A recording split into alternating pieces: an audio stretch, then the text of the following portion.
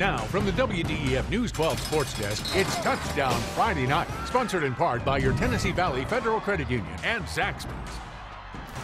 Welcome into Touchdown Friday Night. I'm Rick Nyman. And I'm Jamal Williams. It's not often we get to see a number 1 versus a number 2 showdown in high school football, but we got one tonight between number 1 ranked Marion County and 2nd ranked Boyd Buchanan. He's right. The Bucks and the Warriors have certainly played like a couple of the state's top teams. Both clubs entered tonight's contest averaging over 40 points a game. But this one would be a defensive struggle. Second quarter, Boyd is up 7-0 when Marion County strikes. Hunter Zeman, the pass to Bryce Massingale for the touchdown.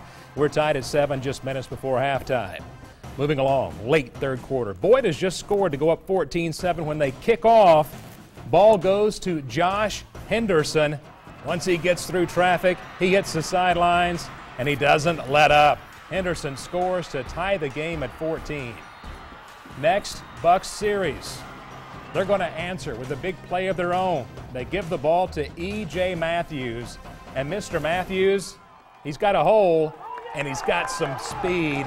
That's a recipe for a big run. Matthews will take it in to make it 21-14, Boyd Buchanan.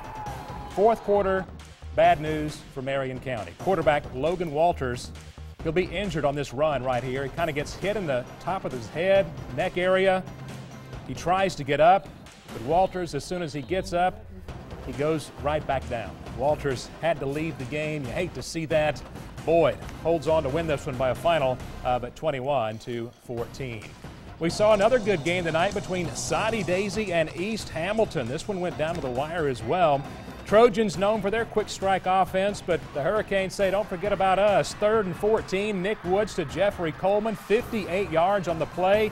Touchdown made it 7-0. Soddy tries to answer. Christian Bell busts up the middle. Then he's stripped by Coleman. The Trojans' Jaden Holcomb, though, recovers. Soddy then missed a field goal to remain scoreless. Canes take over. They have 3rd and 11 from their own 19. Woods the screen to Coleman. He gets a block to spring him, and he's going to take this one to the house as well. What a night for Coleman. How about an 81-yard touchdown catch? That made it 14-0. Soddy Daisy with the ball again. You see the Hurricanes stunt on the rush. Justin Cook, though, must be a stunt man. The Soddy Daisy quarterback escapes, then hits Trey Carter for a big gain past midfield. The ref says he stepped out of bounds. First snap of the second quarter, Cook looking for Carter again, and they hook up on a pretty 46-yard touchdown catch. That made it 14-7. This one went down to the wire with East Hamilton holding on to win it 28-26. Elsewhere on the Touchdown Friday night scoreboard, Red Bank over Central. Baylor beats Brainerd 38-8. Signal Mountain falls to Cleveland by a final score of 44-13. And Indianapolis Cathedral, Ray County went all the way up there. They lost by a final of 45-14.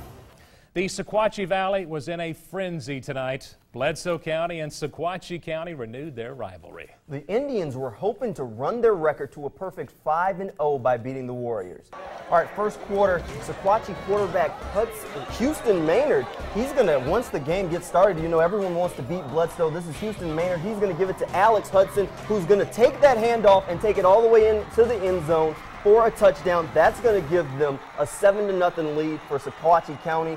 Bledsoe quarterback Chase Sorrows, he's going to get going on the next drive, or at least he's going to attempt to. He drops back, and he's intercepted by Austin Stevens. And they're going to run this back for a little ways before he's finally chopped down. That's not too good. That's not the return, but that's not how you want to really get going on offense. All right, Sequatchie back on offense, and they're going to give the handoff here, and he's going to weave his way before he's met by a group, and they take the ball, looks like, and they're going the other direction. Look, I'm glad someone chased the play down. They're finally able to bring him down. That game had its share of timeouts, but alas, the rain would finally come in. But a final score coming up in this one, and Sequatchie County is going to blank Bledsoe 21-0. All right, big rivalry game in Murray County. That's Murray County versus North Murray. And Murray would get things going first. Dominic Gentempo, he sends the quick pass to Tucker Gregg, who gets stopped for a second but keeps fighting and rumbles to a big gain to put the Indians in scoring range. Just a few lanes later, Gentempo is going to hand it to Greg this time, and he's going to go ahead and plunge into the end zone for the score to put Murray on top 7-0 in the first quarter. North Murray on offense now. Brady Harper takes the handoff and some good blocks, breaks off a nice 30-yard pop for the Mountaineers. You gotta like that when you're on offense. Mountaineers still in the first quarter. Quarterback Blake Davis is going to take this snap, and he's going to go for the draw. That's a nice 15-yard run to keep the chains moving. With the rain starting to come down, Davis dropping back, and he's going to run to his left. Then he's going to come back to his right. He's still working, looking downfield. Those eyes are working, and he finds Brody Frazier way downfield who gets it, and he's going straight into the end zone. This one was a close one. We got a final score now. North Murray wins it by 1 point, 14-13. Let's go to the Touchdown Friday Night scoreboard. We got Ringgold and Calhoun. Calhoun winning big, 60-3.